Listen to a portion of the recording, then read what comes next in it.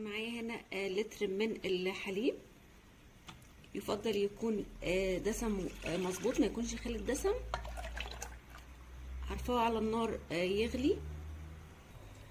دلوقتي انا بعد ما رفعت الحليب بتاعي على النار هقلبه بس علشان ما يعملش طبقة من تحت او قشرة من تحت، او بيعمل طبقة كده بالذات في التيفال.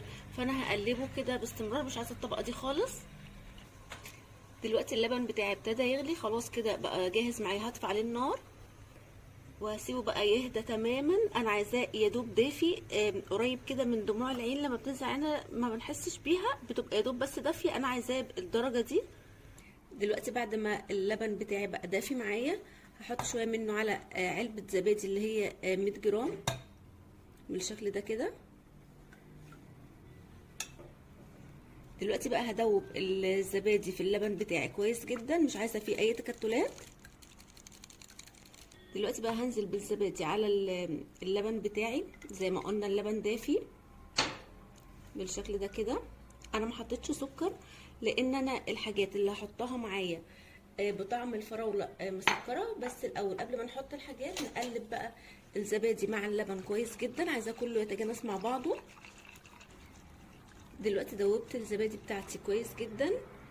هحط بقى الحاجات اللي بطعم الفراوله. انا معايا ايه هنا بطعم الفراوله؟ معايا بودرة عصير فراولة. يعني ايه بودرة عصير فراولة؟ بودرة العصير اللي بنشتريها اللي هي الميكس من السوبر ماركت، دلوقتي بتتباع بودر. شايفين اللي هي الشكل ده كده؟ ممكن شركة نسلة او ممكن الشركة دي، اي شركة تقابلكم او اي حاجة متوفرة عندكم. هي دلوقتي متوفرة في الاسواق عادي جدا، مش صعب نلاقيها ولا حاجة، ولكن بتدي طعم حلو قوي زي بتاع الشركات بالظبط.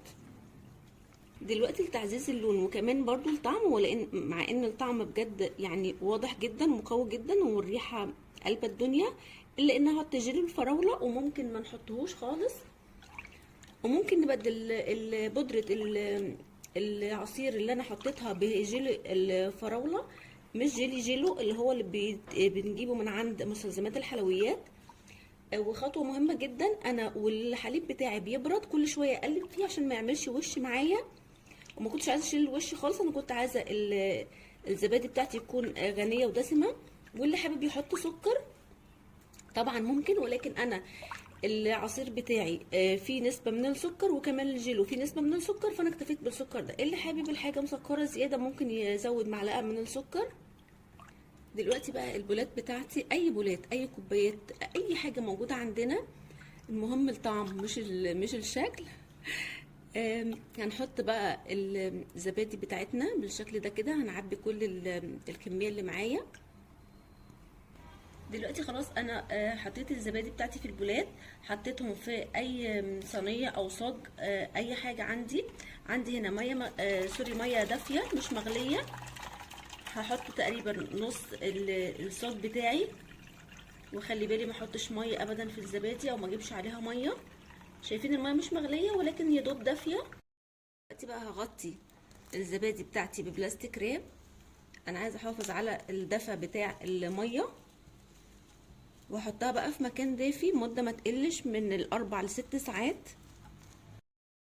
وكده الزبادي بتاعتي بعد ما اتمسكت، انا عملتها من بالليل وسبتها باتت في الفرن بتاع البوتاجاز من غير طبعا ما يكون والع. شايفين متماسكه جدا جدا جدا.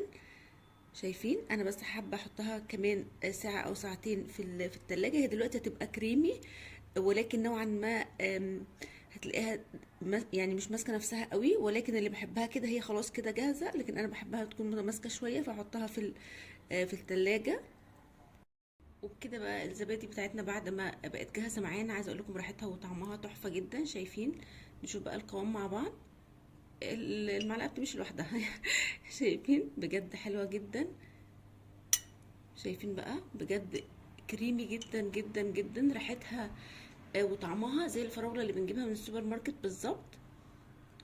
وتقريبا هو السر في البودره دي، لان نفس البودره نفس الشركه بتستعملها في العصير الميكس. فكده الوصفه بتاعتنا بقت جاهزه، طعم وريحه حلوه جدا. يا رب وصفه النهارده تكون عجبتكم وافادتكم، واللي جرب الوصفه وتعجبه يا ريت تسيب لي رايه في كومنت، ما تنسوش تعملوا لايك، والسلام عليكم ورحمه الله.